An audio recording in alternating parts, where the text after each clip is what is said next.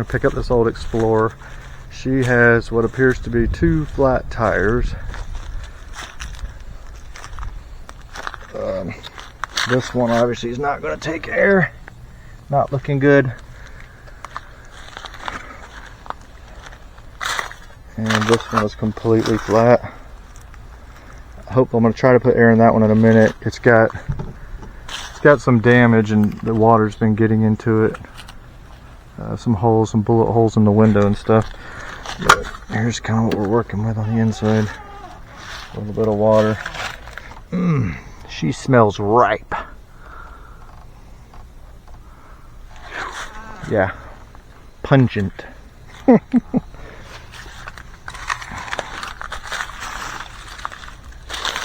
I might try and get the spare off.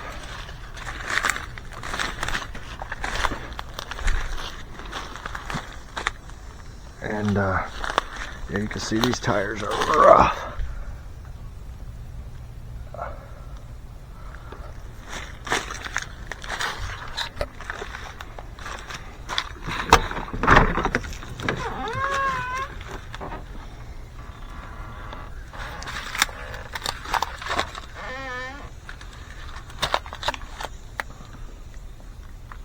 It's a 2-door model, sport, with the 6-cylinder. So I'm gonna try to get some air in these tires, get this pool wall out of the way, and try to winch it up onto this trailer.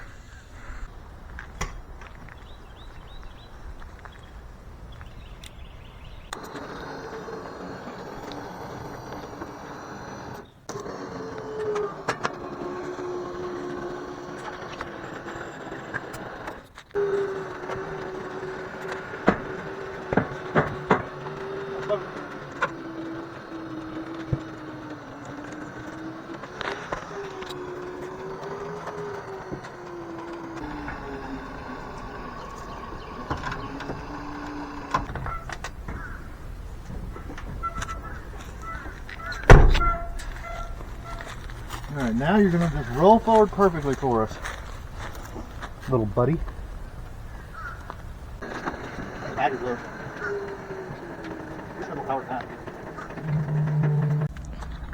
She's loaded up, about to hit the road.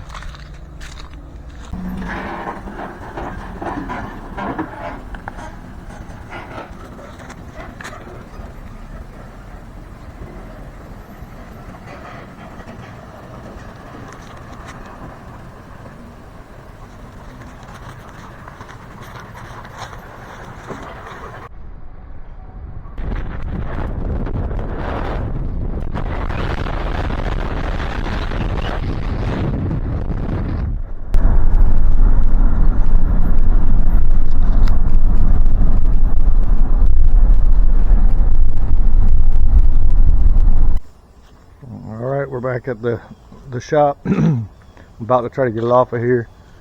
Got it strapped to this tree here.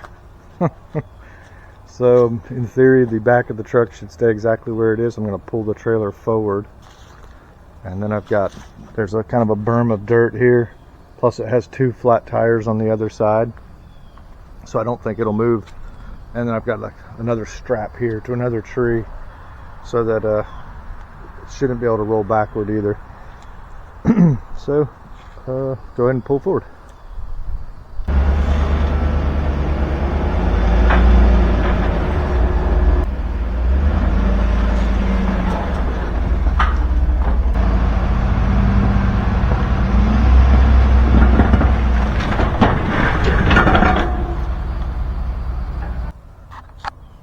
So water was able to get here, the hood closes here, and it can just literally drip directly into it because the cover wasn't on it. So that could be a massive problem.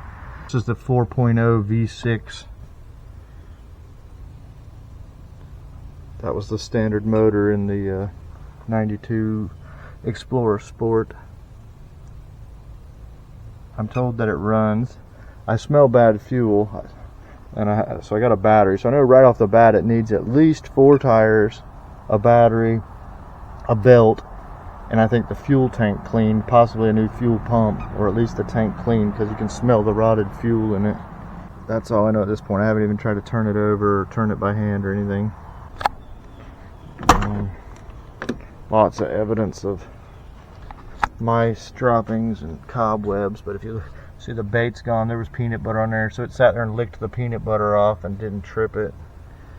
So I'll have to reset that, but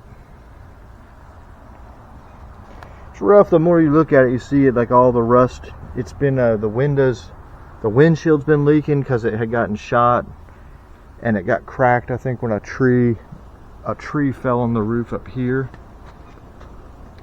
Dented the roof in, I think cracked the windshield, and then apparently the neighbor kid shot the windshield, so it's been leaking.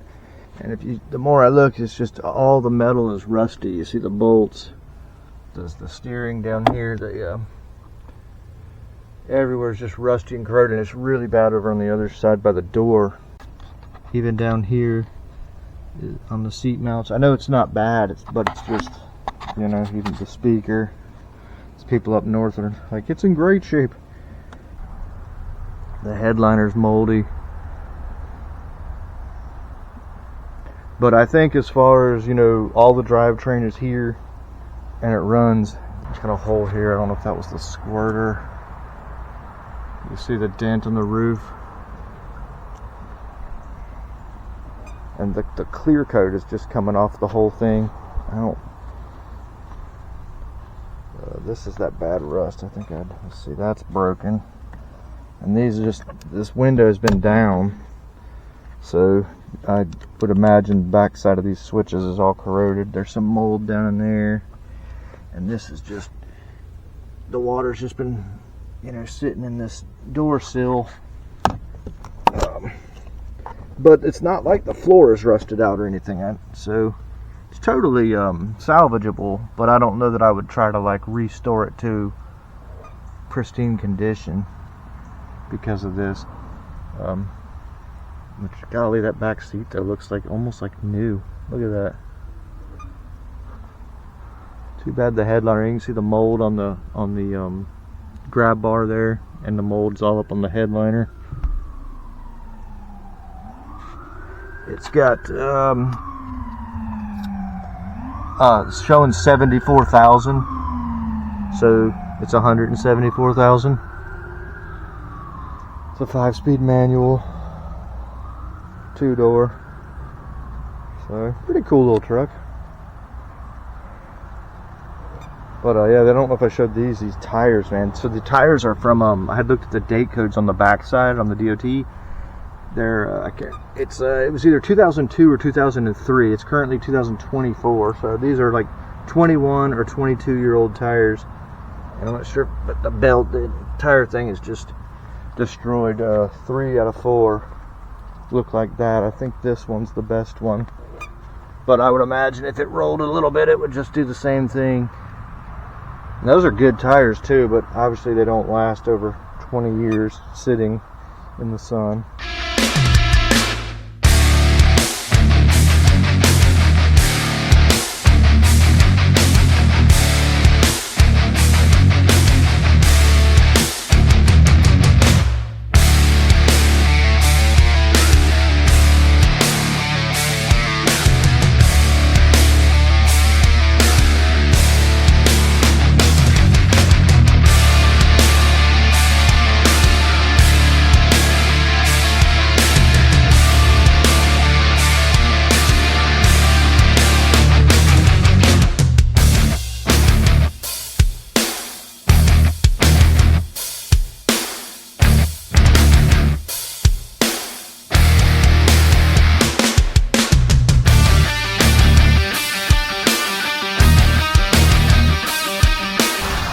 Well, got a new battery.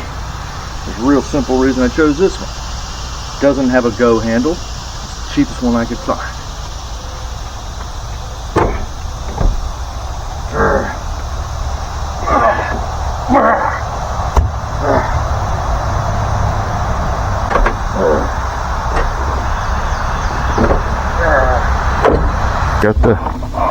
Got the battery on there temporarily, at least with this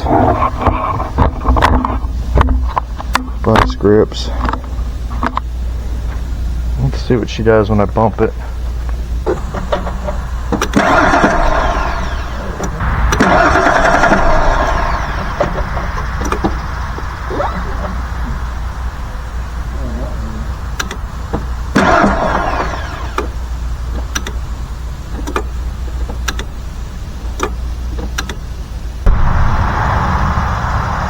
I don't hear the fuel pump turning over. Spinning, you know, when I first turn the key, but it might have only done it like once and then it stops, not sure. But this right here is the fuel line. I'm not sure if that's the main line coming in or if that would be the return back to the tank. Oh, that's the fuel pressure regulator that it's threaded into. So that's probably the main line going in, and then the return is like up underneath the intake over here. That should go back to the tank to prevent vapor lock. But I'm gonna try cracking this loose right here. See if we can...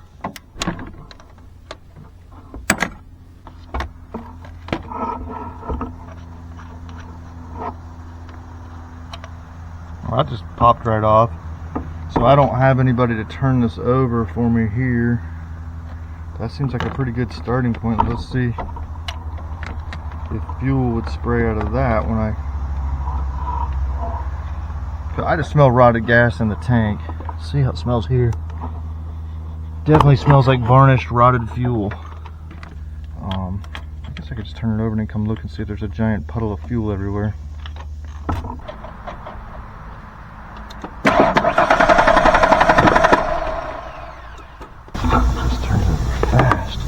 So I don't see any fuel out of here.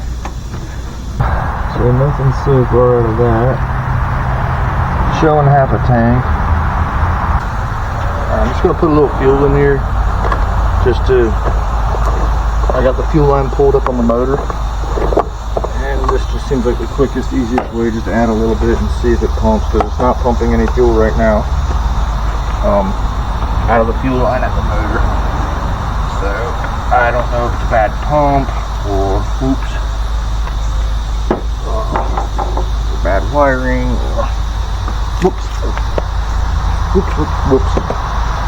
Perfect.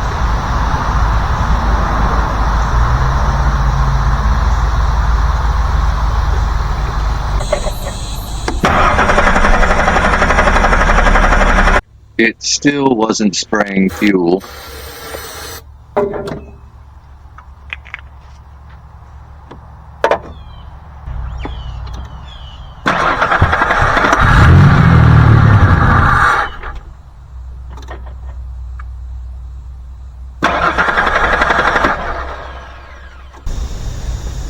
Okay, that confirms it. It's definitely a fuel issue.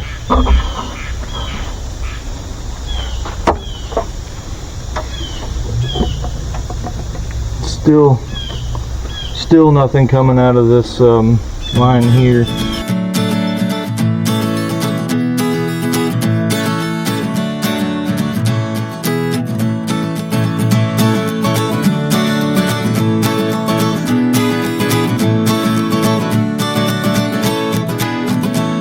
This is the front passenger wheel,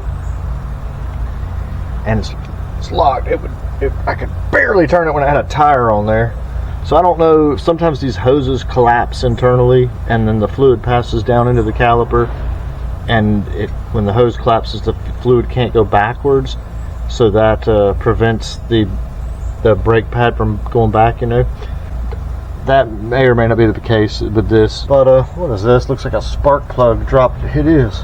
Here's a spark plug dropped back up into the coil spring perch. That's a spark plug right there. Have to make sure they're all in. But anyhow, so this wheel's locked up. All I'm trying to do is get this thing back rolling into my shop. It's been stuck in my front yard now for a week, and so I'm not sure if this caliper is stuck or if it's the hose. Either way, I got ordered new calipers and hoses for both sides on the front, because if this one's doing it, the other one's just about to probably do it too.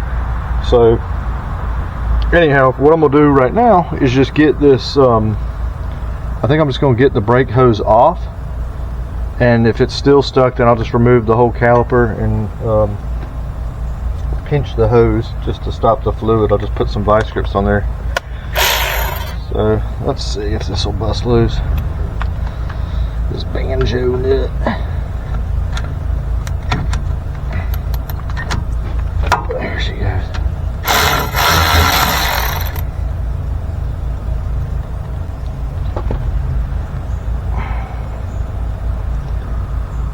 plug on that, because don't know if the new hoses come with bolts, and even if they do, they're probably not as good as this this was actually manufactured in 1991, so good American steel. This is dripping, so I'm just going to pinch that off with some vice grips.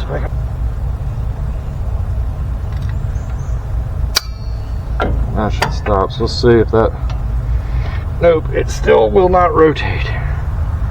So the calipers is just frozen. Now maybe I could just put like a C-clamp on here and work the little piston back and forth, but the parts on this thing are pretty cheap, and actually the ones I got are actually, you can see right there where it says Ford, they're the same ones, they're remanufactured Ford ones, so there's not some Chinese garbage.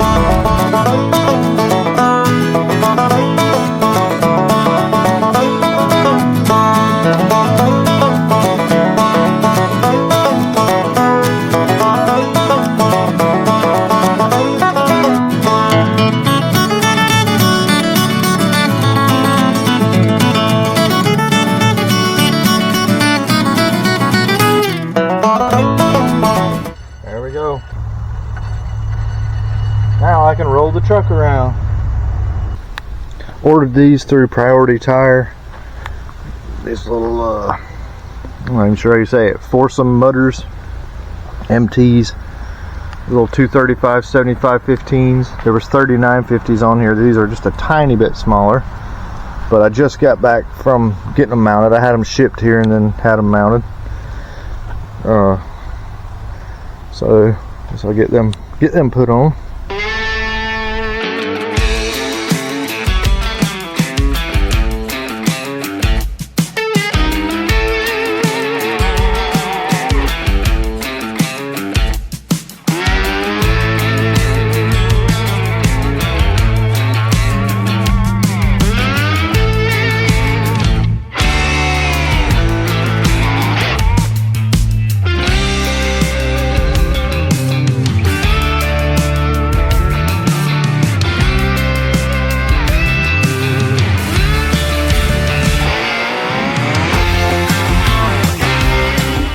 I got up underneath the truck looking at how to get this fuel tank down, because I'm not pumping any fuel to the front.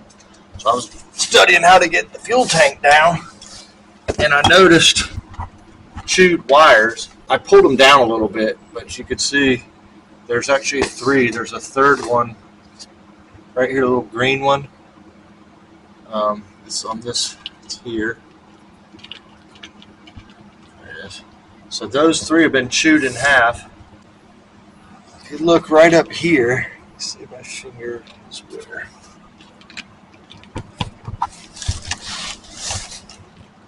Right here, you can see where an animal, the little scratch marks. Little scratch marks right there. And it's like it was trying to get into this little hole back here, I guess. Back up in there. And chewed through the wire to fit through, or for whatever reason. It looks like the red one might be chewed. It's a little, insulation's a little damaged on that one.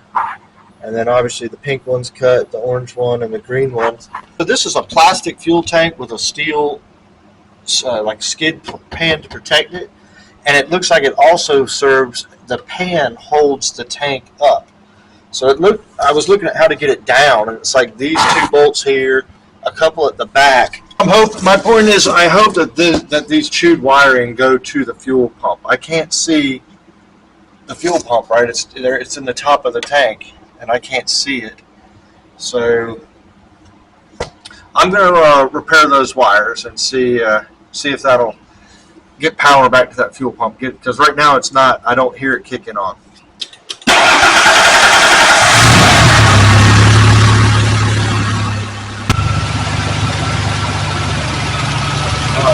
Sitting here running on the reserve tank. Don't see any fuel leaks. That's the fuel line I disconnected.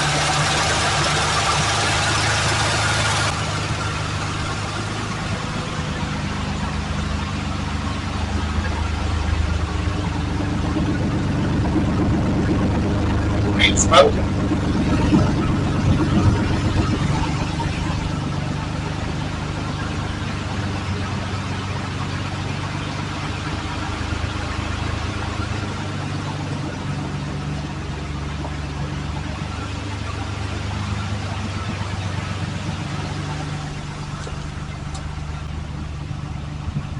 check engine lights on, but that's probably because the mass airflow sensor, the whole intakes all took apart.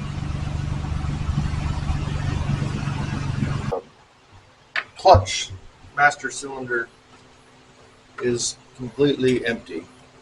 So cover says .3. They got this. Why they put it back in the corner like that? Anyway, let's pump that a few times. If I do the lid. Got the premium Super Tech.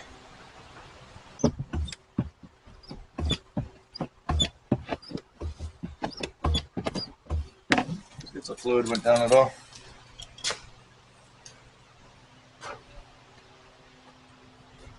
Not a bit. I guess I'm gonna crank it up and try again.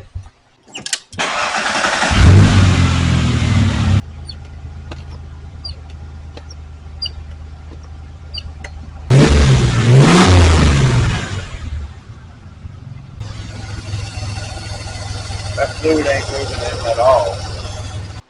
So I want to take this for a test drive around the yard and check the clutch, but these vice grips, this bolt's no good, it's frozen, so this doesn't get a good connection. That's why the vice grips are on there. They're sticking up, can't close the hood, and can't really drive with the hood up. I don't really want to take the hood off, so my next move is going to be to try to just put a new bolt in there so I can drive it around the yard and test the clutch out.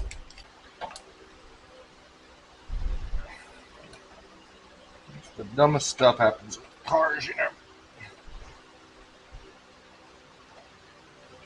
Golly.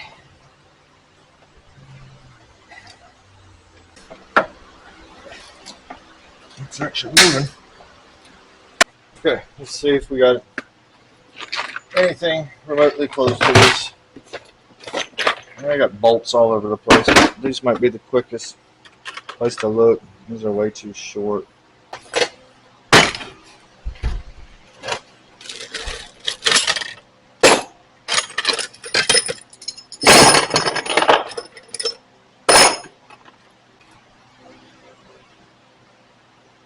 That's real close. Okay, so keep all the old hardware, even if all you do is throw it in a bucket. You know, off of any old project you do. Like, pretty tight fit under here. I guess I'm used to full-size truck. Look how much better that is. Nice. I didn't realize the turn signal was on. Whoops. The seat, it won't, it's not latching. There's something wrong with the latching system. So I'm short, so this is going to be fun trying to reach the clutch with a moving seat. Oh God, it's going to be about impossible, but let's go. See if I can get the winder down. Ah, yes. I can't believe that works.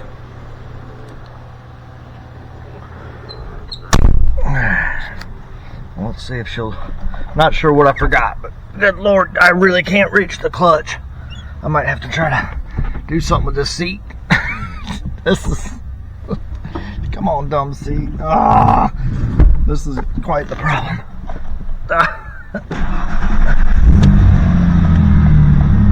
Let's see if it'll go into first. It went into reverse.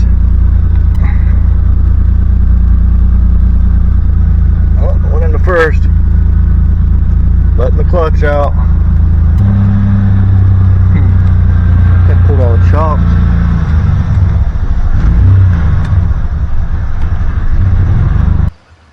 I got halfway out of the garage to add a strap to the seat because it was just sliding all over the place.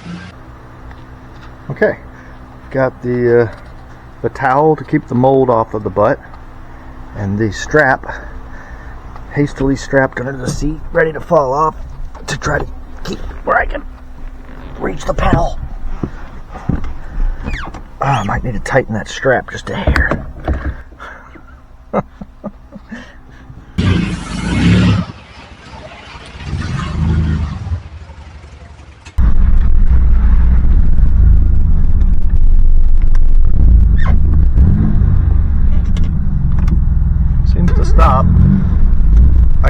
grips on the brake line holding the fluid in.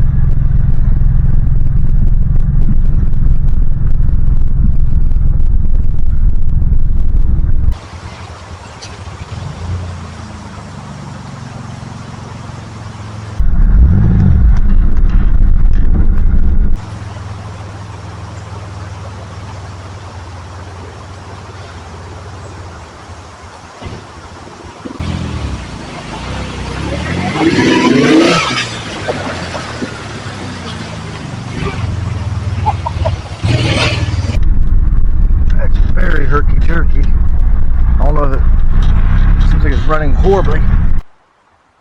Here's the peel out. Yeah, I guess it might have a limited slip. There's literally two peel outs pretty much all the way around. That's pretty cool. I'll have to jack it up and check, but I'm thinking it's got a limited slip in it. Okay, I'm going to try to address this situation. Airflow sensor is reading that there's, it's open here. And if you look, it's holes there, and this end is the clamp completely fell off. I think I'm literally, this thing's just going to be an off-road beater. I'm just going to put some tape on there to try to get it to run better, and obviously to seal it, because now it's sucking unfiltered air, right? This is the air filter over here. It's sucking unfiltered air through here. So I'm going to use a little bit of this brake clean just to get some tape to stick.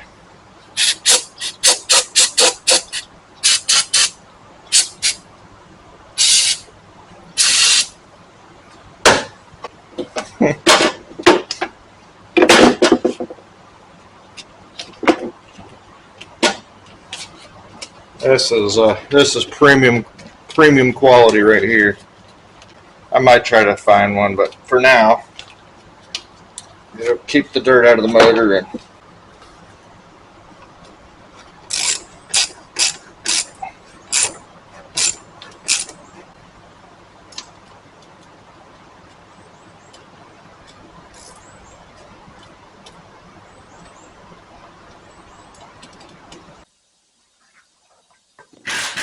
Here, I'm going to put the new caliper on.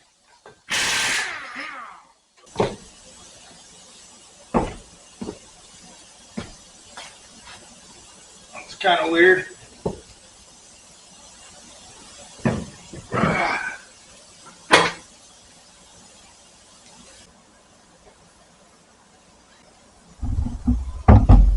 My parts over here. This is the caliper that came off. But let's figure out which one it is.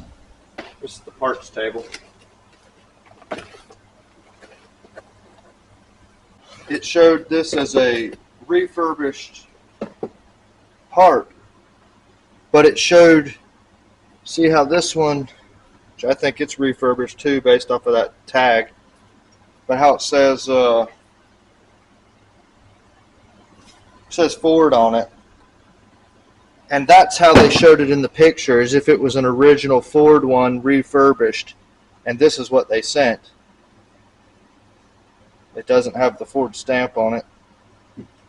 Anyway, so this is the other side, obviously, because the banjo is on the wrong side. Because that was kind of my whole point, was I thought a refurbished Ford one would be better than a new Chinese one. And I think what I got was a refurbished Chinese one. Probably the worst you can get. So that's perfect for this. So that looks like a match. I'm trying to get this brake line busted loose so I can replace that brake line. I think it's moving, or it's just destroying it. Not sure which. I think it's off. I think the only thing holding it now is that clip. So the clip has to slide out between the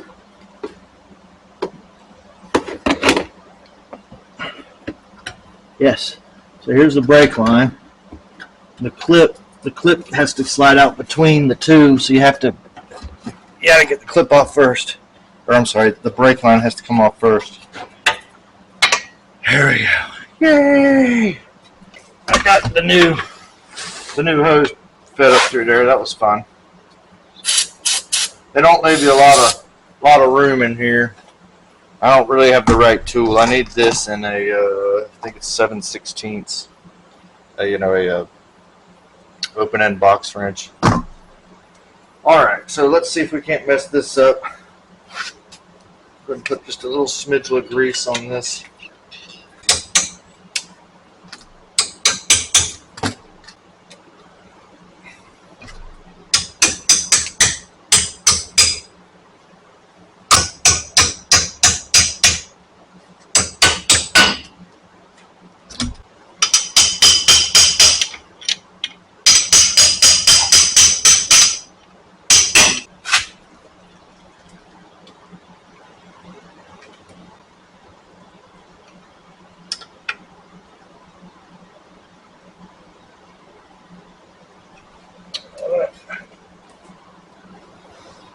Technically that's done.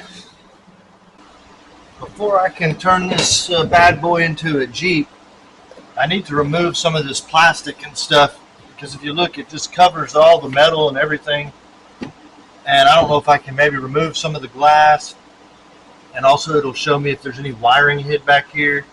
So I want to start moving all this plastic first before I try to cut anything, just so I can see where to cut. And there's a jack in here. This is the reservoir for the rear squirter. So I'm just going to start getting all this junk out of here, I guess from back there, and work my way in. I can see, there's a bunch of wiring in here. So yeah, that would be a huge mistake to just start cutting through the side of the truck without getting into here, because there's a hole. There's some wiring.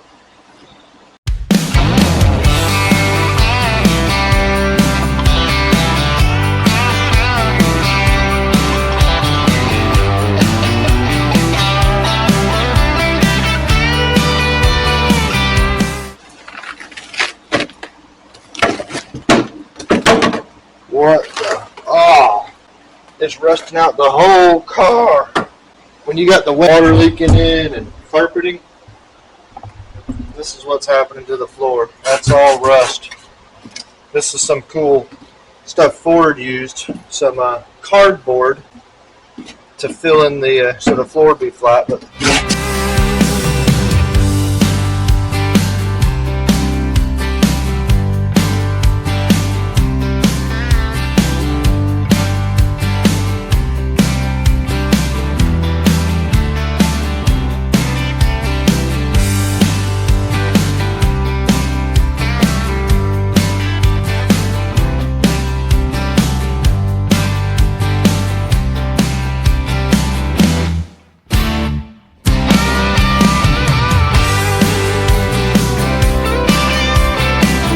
I think this piece is finally ready to come out.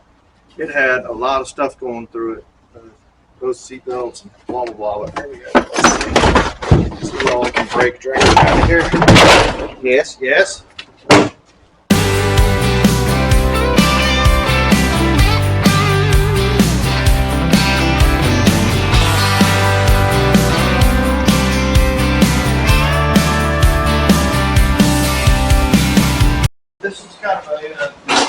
This is kind of a cool design. I thought I'd take this out and show you. I took the one out of the other side. I thought it was cool, so I'll show you how.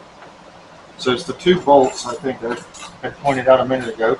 This thing pivots like this, and it had a little bracket. You would fold this bracket back, and it would lock it just like that. And so you could drive along like that, or close it, and it cammed back and locked it. So so you could get in from the outside.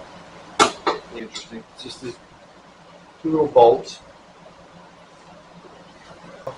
Let's see, on the other side I took the weather stripping out first. So just just slips out. So those two holes, that's these two studs. This is, make sure y'all can see, this is sprung steel right here. And that's how it pivoted. So it pivots off of this sprung steel and just literally bends the steel at the mounts. And that's what allowed it to cam back and forth. So it's just bolted through this thin piece of sheet metal. And then it's got this seal, right? Because you look, the rainwater will be landing here. So this seal's what prevented it from running in. So peel that off. And this is riveted to the, this is literally riveted on. It's just really weird. Anyway, kind of neat. So I removed the bolts from the back side, and I just took the screwdriver and kind of hit it right here and it popped loose. Let's see. Oh wow, that is really neat. Look at that. Look at all the dirt in there. Holy crap. It was made. It's really cool. It's got the rubber seal built on it. It just bolts on. You could use that on like a camper or something if you're building a camper. Something like that. I guess it would look weird. It probably wouldn't. Pretty cool. It's on this. It's trapped in here. There's a lot.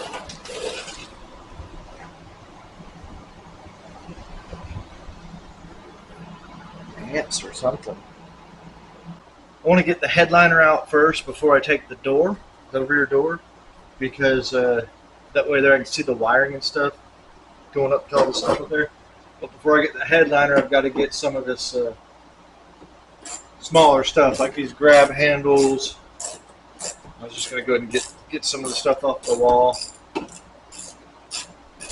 I really want to be able to see the whole structure of this wonderful vehicle before I cut anything, so I kind of know what I'm working with. You can't see anything with all this crap installed. And there's literally just wiring going every which way.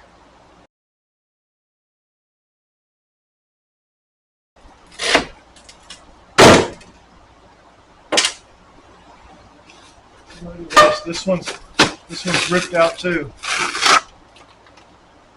And it's rusty. This is going to be interesting to see what's up there. These are real rusty. Just have to snip that. There it goes.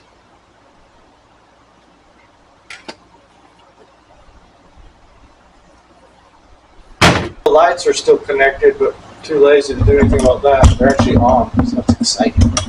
Let's see what happens.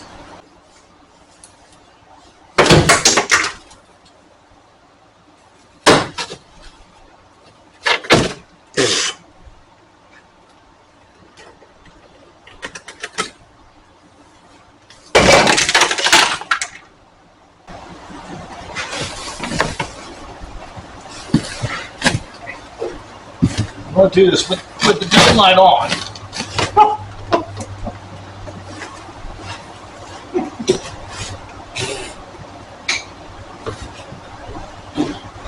Probably asbestos.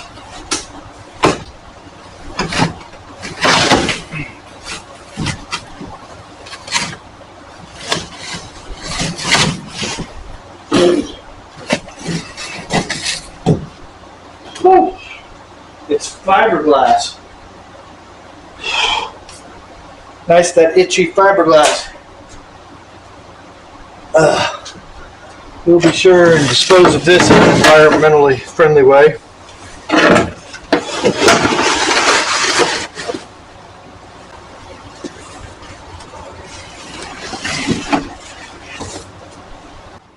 Okay, so this is the rear wiper squirter. I just noticed it actually works. I pulled the hose down.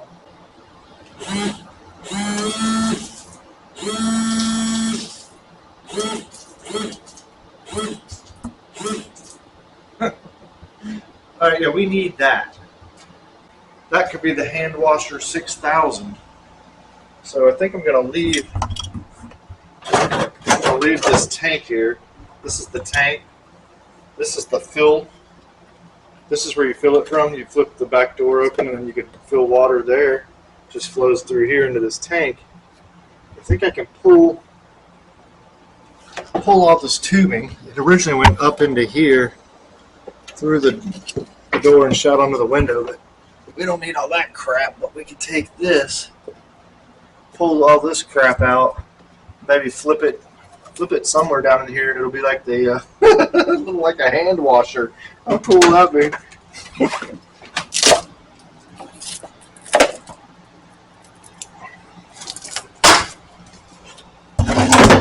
I did a little bit of reading on this last night, and I'm pretty sure this is an amp.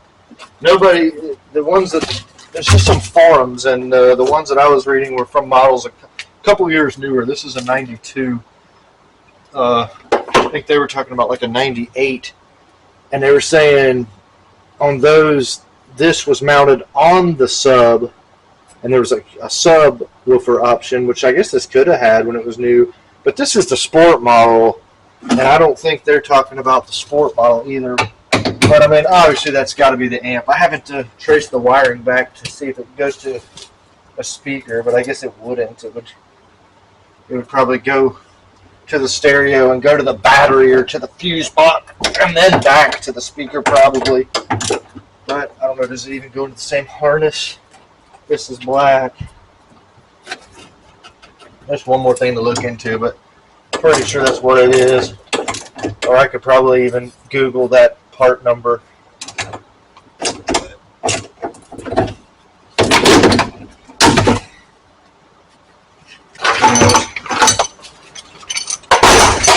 Perfect. Alpine, Japan. So I just spent about an hour getting this seat out. Not sure if the juice was worth the squeeze, man. This broken ratcheting wrench. The seat is stuck. It won't slide back and forth. You've got to hit it with lube for 3 days. So it made it almost impossible to get to the bolts. But I think it's ready to pull out. So, this was, well, I thought it was. Let's see. I don't know why it's molded into the carpet. It's Ford and their infinite wisdom. Okay, it's literally just rusted into the carpet. Wow. But I thought it would be worth taking it out because now maybe I can make it work. And I can get the carpeting out and I can maybe make the seat work because it will not move. Maybe that's why. I don't know. It's all rusty and there's a wire hanging. It's heavy. So I guess you got to take this apart to get it out. I want to just break it. Right. The telltale doodad cover with some weird little bolts. That doesn't sound so good. That sounds like rust. 4 years later.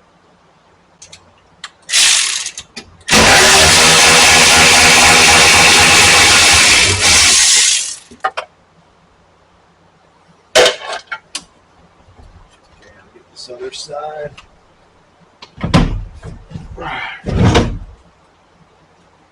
I think I might have got this seat to latch. Lubed it and wiggled it back and forth 400 times. Not sure though.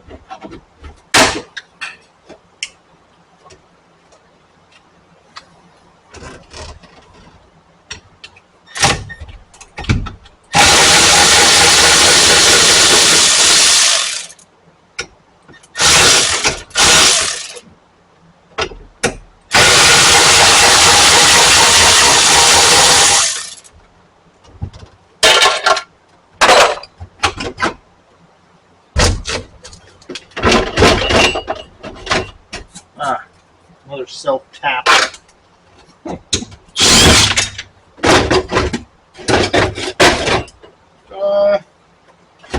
Or junk. I just really want to get all this carpet out, and then all of this plastic, maybe even the door panels. The window doesn't work anyway. Oh, I say that. Look, it goes. Well, it went down, but not up. I just want them down anyway. Check that off the list.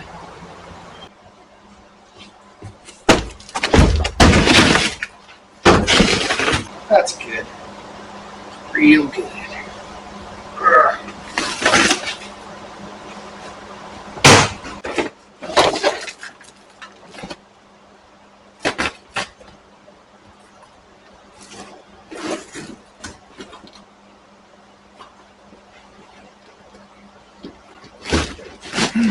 Yeah, literally tearing it.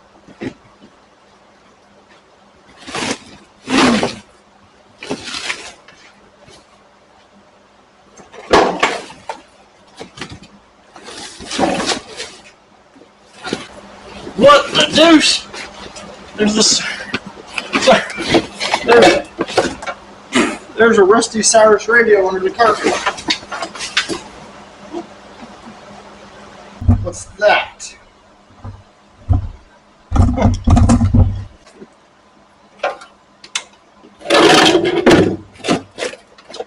Cyrus radio. Woo, she's rusty. Never seen anybody put it underneath right where your foot goes. Genius. How's that even been out? Hey, what is this? Is this like the build sheet for the truck? It is. It's all torn up. What a weird place to put it, but this was the build sheet. They used to put them in like the springs of the seats.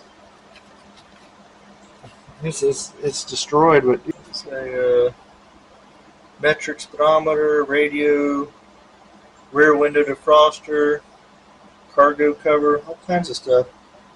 It's too bad it's all ripped up. Really kind of surprising. The worst rust is on the back. I think I showed you in an earlier video. The worst rust is here. I don't know if maybe it's from dog pee or something, possibly. Something like that. Animal pee and leaving the window open a lot or something. Not sure. And then, well, the worst spot is here, but that's the largest spot is the back. The worst rust is here by the door. But it's really, I'll probably put a little paint on that. It's not bad at all, other than those couple spots. And this piece was rusted. There's that magnesium. Look, it's still bolted down.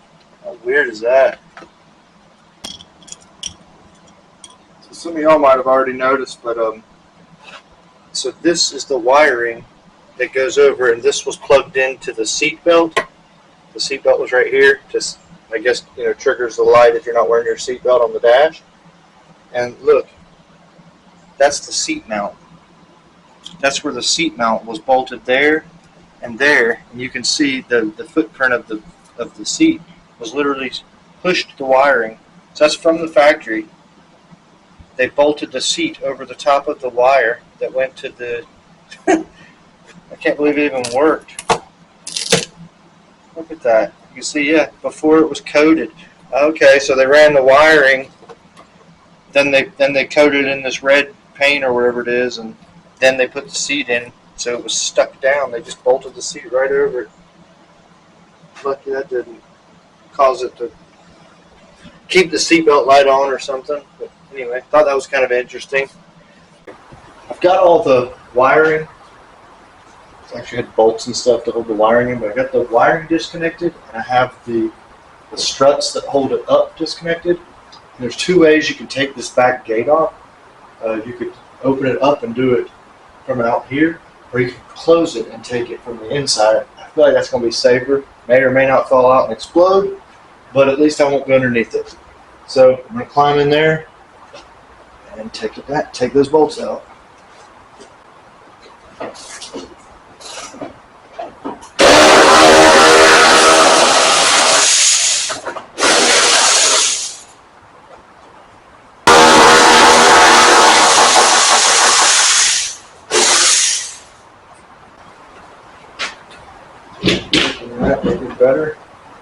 Better or worse?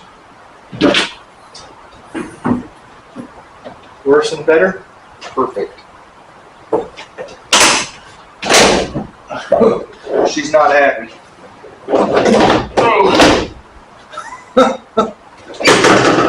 Cool.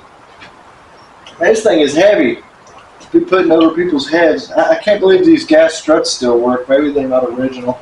Am I procrastinating because this thing's heavy? Probably yes. I'm gonna break off this plastic handle. Maybe. Ooh.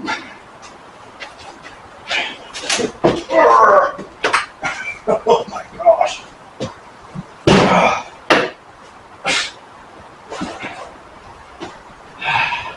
Here's the turd box. She's basically gutted. Alright, I've marked all the cuts for the top. For starters, I'm going to kind of cut along the bottom of that curve, because that'll be a little kind of a curve around the back. But I'm going to start with the top, because I don't think I'm going to want to get on the top after I cut the bottom. So I'm going to cut across the top here. And for openers, we're just going to do that. This is going to be a multi-step process, but I'm going to start with cutting across the top and then across the bottom on each side. Remove all that, and then we'll move to the front for stage 2.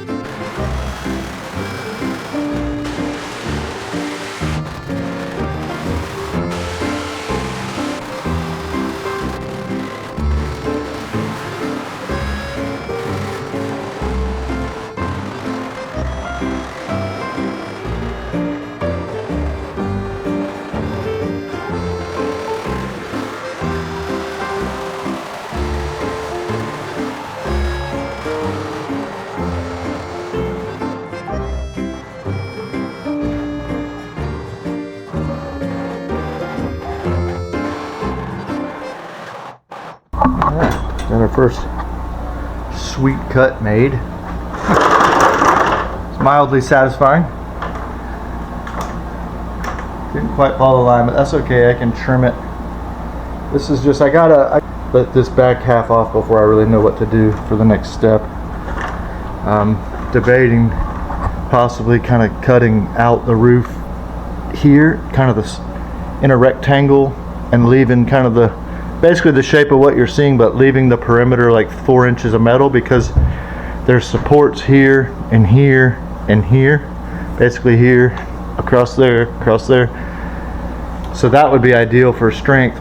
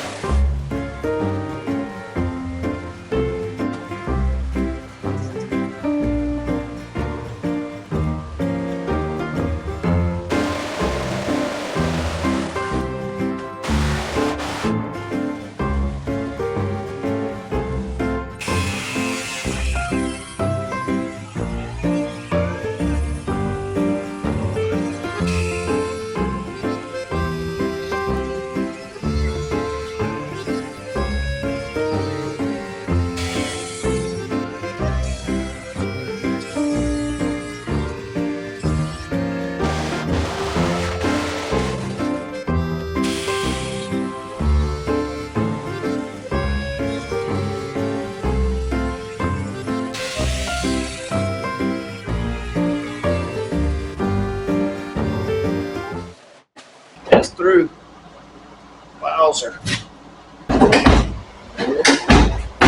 heavy and sharp. I don't have enough space to just flip it off the side.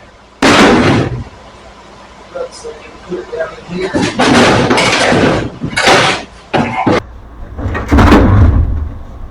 Guts thinking to put it down in here.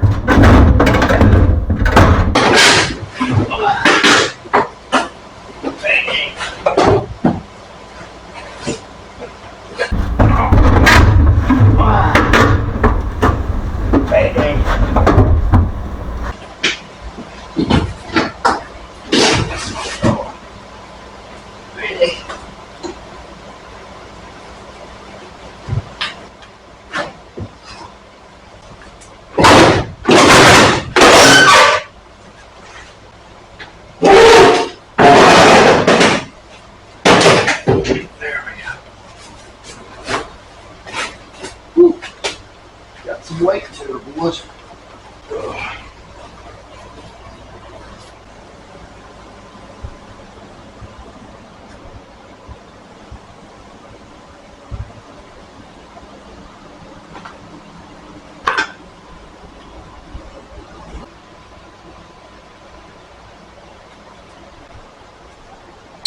Oh crap.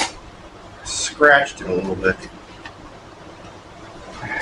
That's really gonna kill the resale.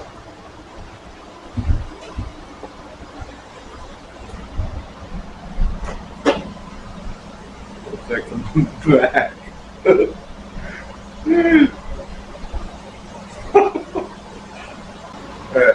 And here's the piece in there. And there's the pile of destruction.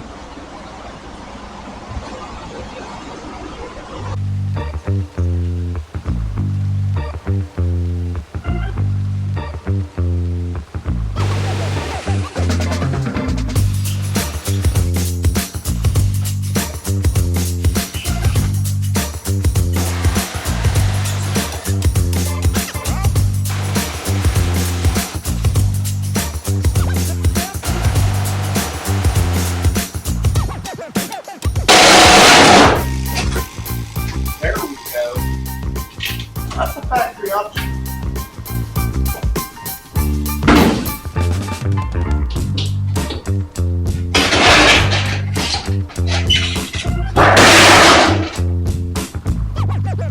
I feel the airflow.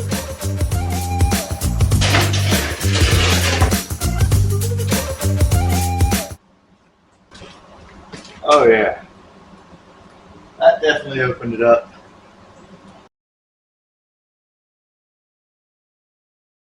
Cruiser.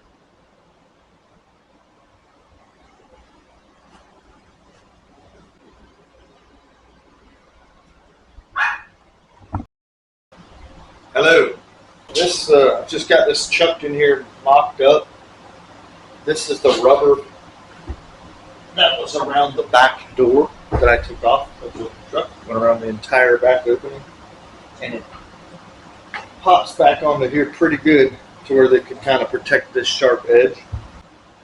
Got some self tappers. Some number 10 by 3/4 self tappers. Let's see what that'll do. I would rather had a a hex head, but this is probably a little more inconspicuous. I'm going to start with the most visible screw on the whole truck, so we'll go right here in the dead center. Yeah.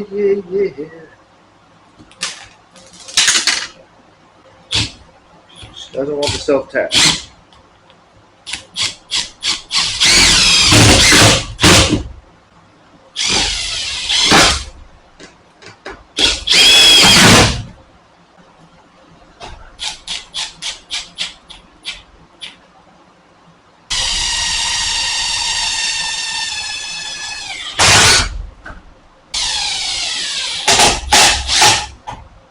Now this is the back edge of the cab. This is that same rubber that was left over from the back of the truck that I used up here. I cleaned up this edge off camera. I'm going to put a little bit of glue in there and a couple self tappers. We'll be in business.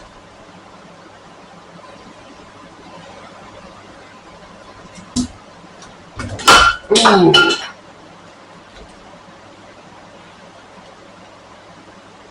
Making America safer, one Jeep at a time.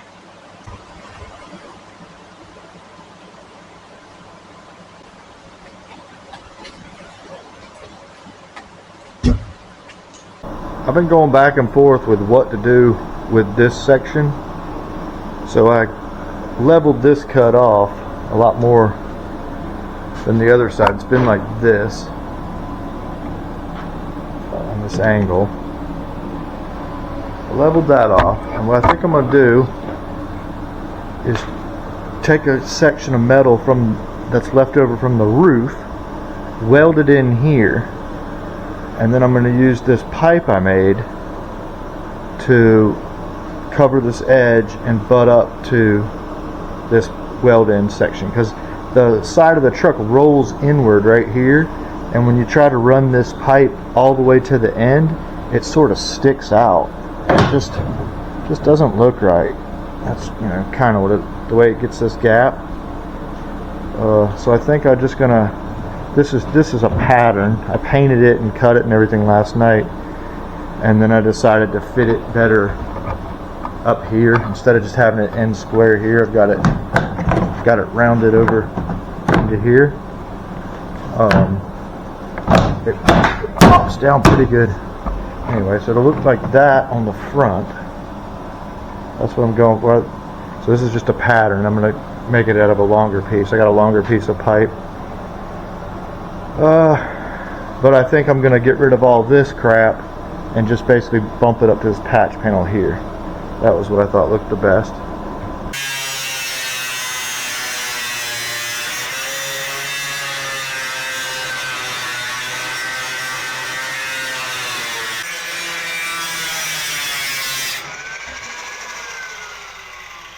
Let's just mark this crap. I hope it's marking.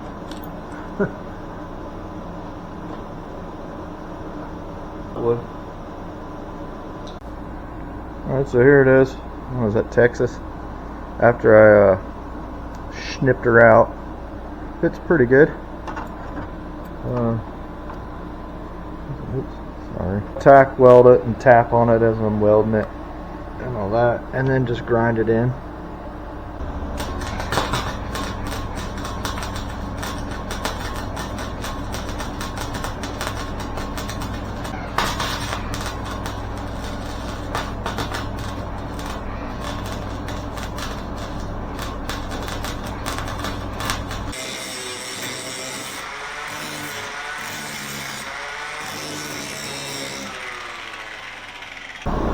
I ground on it a little bit more and then put this seam sealer on it. And I'm going to hit it with some of this automotive primer.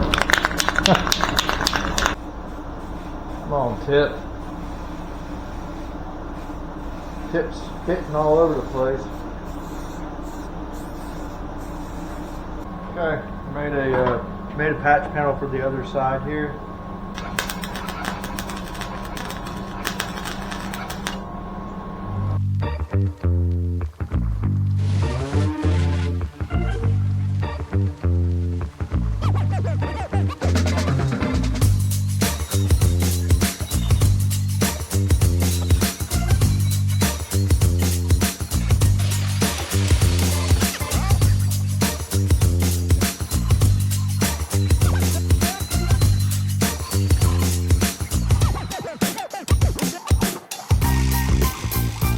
Put some of this on it first, and then a metal primer, and then like a tractor implement paint on the whole floor. I ground off all the steel studs, the threaded studs sticking up out of the floor for the seat mounts and for the console. Got rid of all that crap except for I left one on either side here because I want to put a couple more D-rings. Kind of like these factory ones, but maybe something a little more, maybe a little more heavy duty than that. Ground all this area as well. It's not perfect, but so it's going to be the rust treatment, and then some primer. I'll show you the primer and the paint I have.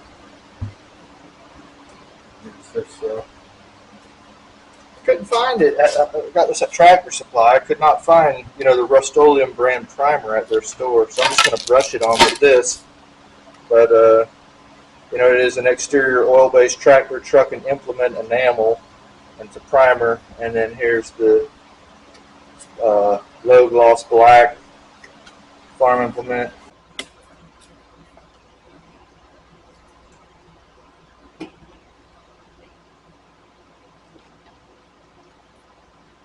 This looks like water.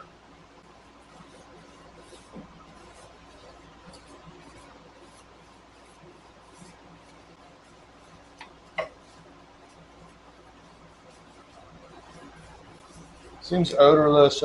I used this on that, check it out, one of my other videos. It's will it run on a 1980 scooter.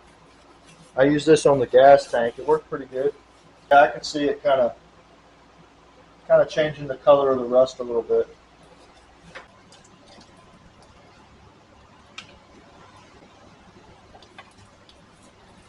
It even says you can capture and reuse this stuff. So if you were like soaking a part in a bucket, I think it's dripping on the floor. Yeah, that sucks. But if I was soaking a part in a bucket, I could. You can reuse it. Okay, so I've had this rust stuff on here for about 30 minutes now, roughly, and you're supposed to rinse it with a hose. So I've got to pull this premium unit outside to rinse this rust stuff off, and I figured what better way than this lovely fitting Ford Explorer camping chair. It's the perfect chair for the job. So you get her pulled out and rinsed out. Pulled out to do the rinsing. She's purring like a kitten. It's got some bad gas. I'm gonna pour this into the tank. Let it sit here and run while I do this. Let's just put just a smidge. That should be just right. Perfect. And yes.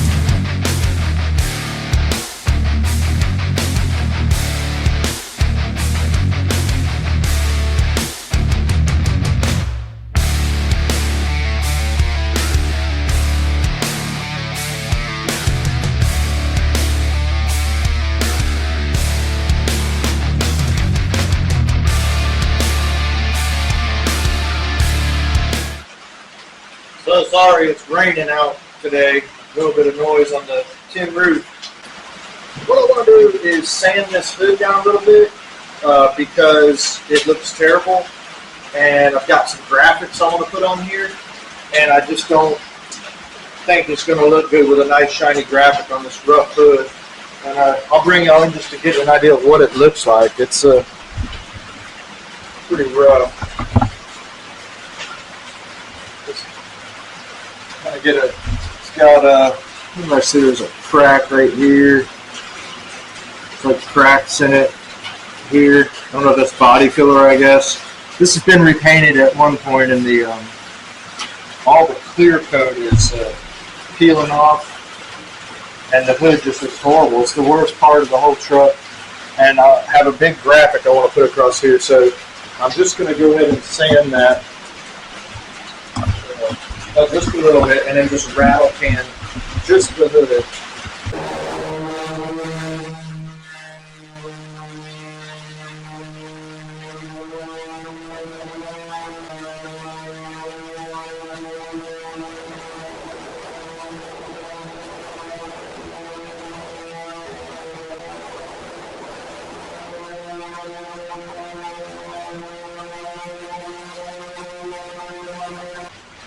I guess all that yellow everywhere is body filler. I don't know if it was hail damage or wouldn't be original. This was repainted, but I'm not trying to get this anywhere near perfect. It just looks horrible. Using this premium Dollar General paint.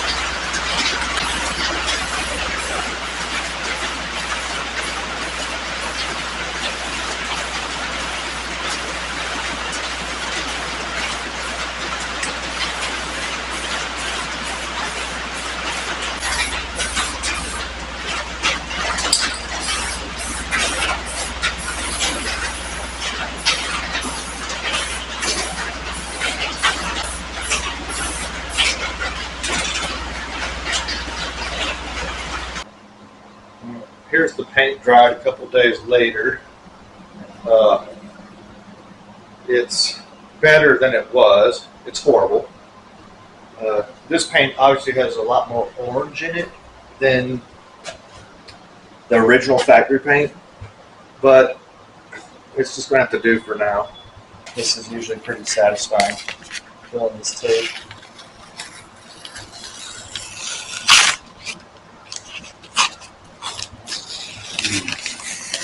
So satisfying.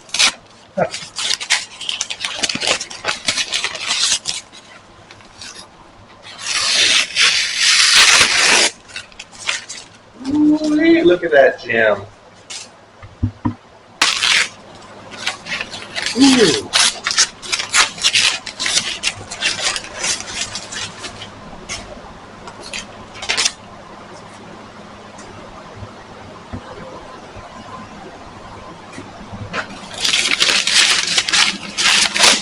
There you go. You get the gist of it. Look at that gem. She's a real beaut. I painted the doors black. It's pretty cool. And the thresholds, just put those in. The track that the thresholds originally mounted to underneath them was what was rusted away, or part of what was rusted away. It was like a track to hold the threshold in place with these little clips, and it also held, protected the wiring. Well, all that's gone, so they're just screwed into the floor. And now I'm about to put the seats in.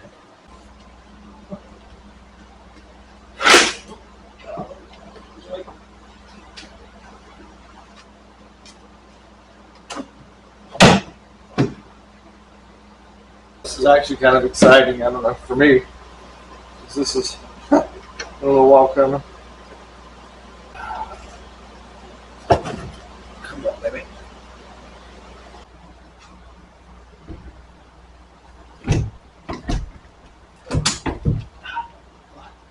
What you want to do is pinch your face. I hope the seat works. That one works now, so that's awesome. It didn't work before. I just loomed the crap out of it and worked it back and forth 400 times. This one wouldn't move at all, and the other one wouldn't lock in place.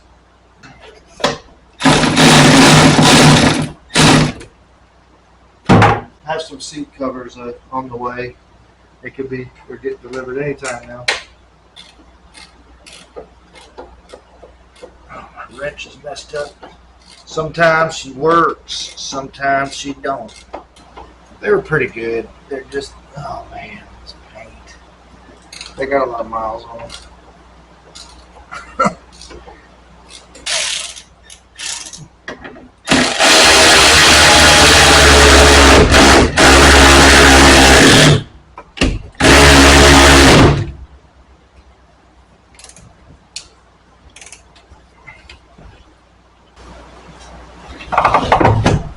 Oh, nope. Yes, yes. Oh, I'll take it if it'll just lock in one place. Oh yeah, baby. It's actually really comfortable. Woo! All right, yeah, she's locked in, boys. Ooh, the tilt works. This is deluxe. I'm not gonna say it works. It won't go that far. It's locked in place and the tilt works. So we'll call that a win. Ooh, you can just enjoy the breeze coming in the roof. It's actually, this camera does not zoom back far, but when you're sitting in here, it's pretty cool. So I'm sitting in the passenger seat, but if you look up, the little roof thing is really cool. I just ran this 3-inch PVC pipe through my table saw here and split it into two halves. So the smaller half is going to be just trash, and this bigger half will be the bedside. On the Jeep. And then over here I've got my chop saw station. and this one I've already notched to go around the cabin. So this is how I'm doing it, just a chop saw and a jigsaw and a table saw and a skill saw and some pipe, and then I gotta obviously paint it. I'm spraying a little carb cleaner on these pipes. I mean, these custom bed rails. This is the premium paint booth.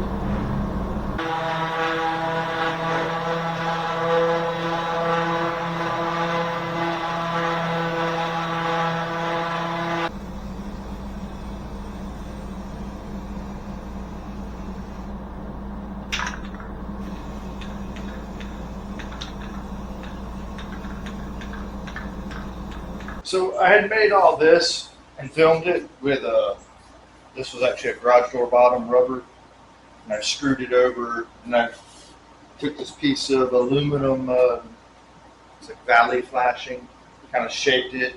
I filmed all that, got it all put in. I didn't like it, so then I made these that I cut.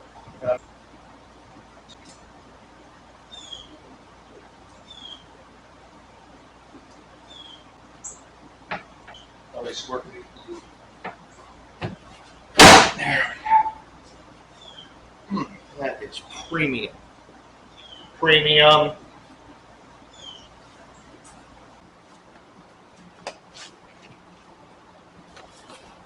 All right.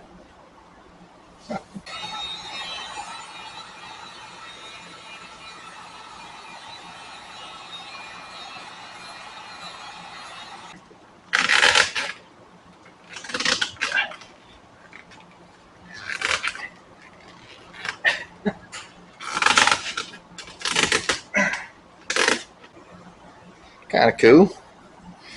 Still pretty thin and cheap, so that's perfect. I wonder if I'm supposed to cut that out, or is that supposed to be decoration?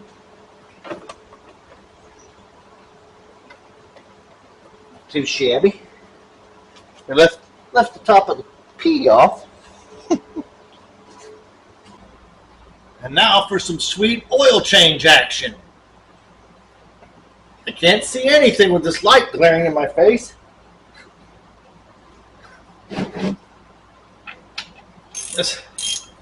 It's a straight down shot, this bad boy. If it doesn't ricochet, I will be surprised. Hey-ya!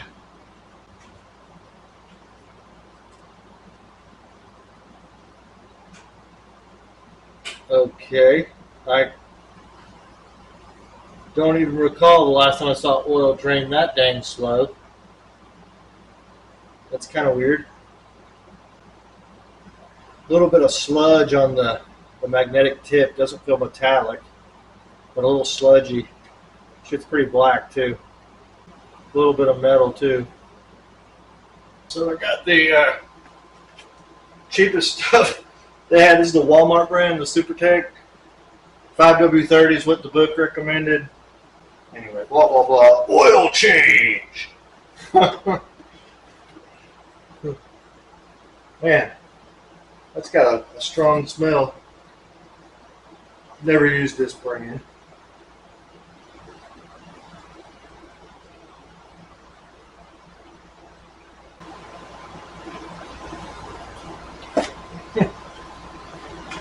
I like that blue jug there. That's catchy, right?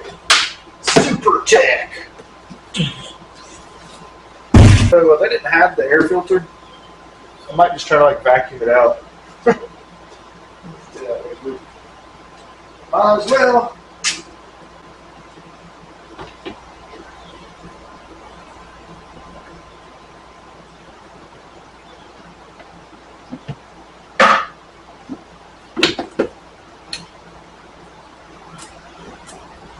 Oh yeah. Yep, that's it. It's an air filter. I might try to blow that bad boy out.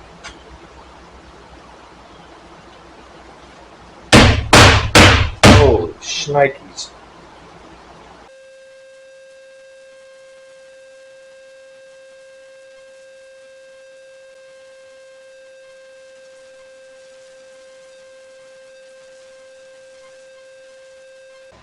So my dad gave me this thing. It's probably been like 12 years ago. I've never used it.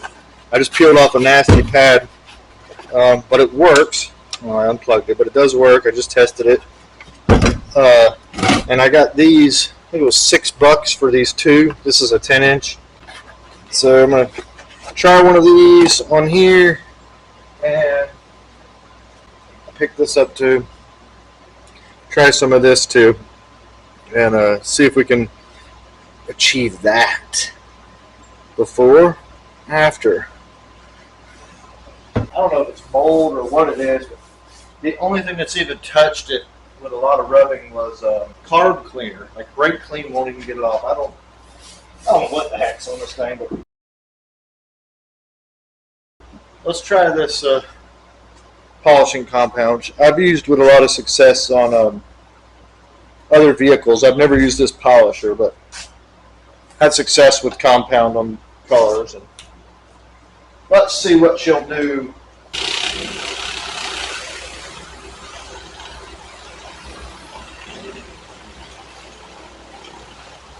Yeah, it's taking the black stuff right off.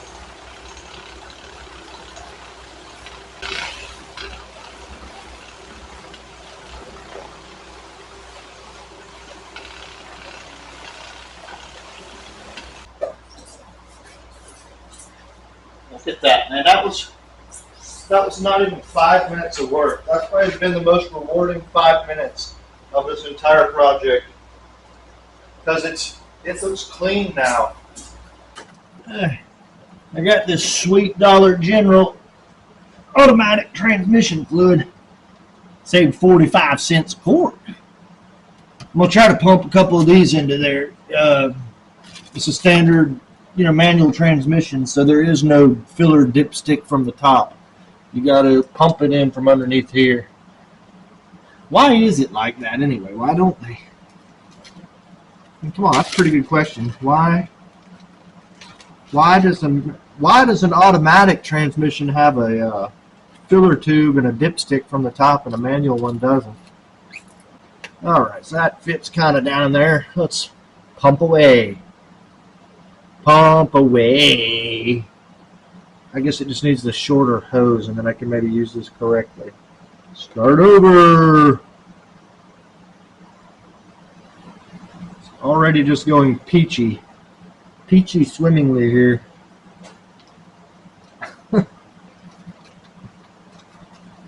Forgot to bring any rags. It's a typical day here at Numsky's. Yeah, Kia. Let's see if this shorter. It comes with 2-length hoses. There we go. Yeah, now we're cooking with trans fluid. Yes. I wanted to lift it up to do this, but I didn't want to lift it up to do this because I'm lazy, and that's a pain in the ass. And also, I thought it would kind of throw the angle of the transmission off, right, for the filling lap capacity or whatever. But yeah, Lord, she's a low rider, boys. All right, progress. Pumping. I don't know if I mentioned when I drove this, the transmission was making a horrible, almost unbearable whining sound. And that's why I'm doing this. And I was right in my assumption that it was low on fluid, because it's still not coming out. It just has a fill hole and a drain hole, and it's full. When it starts to flow out the top bolt, then it's full. It ended up being 2.5 quarts low. Got these cool classic looking high back seat covers with the sweet Jeep logo. Gonna get them put on. Oh shoot, this is a one piece. I'm gonna be honest, they feel super thin and cheap.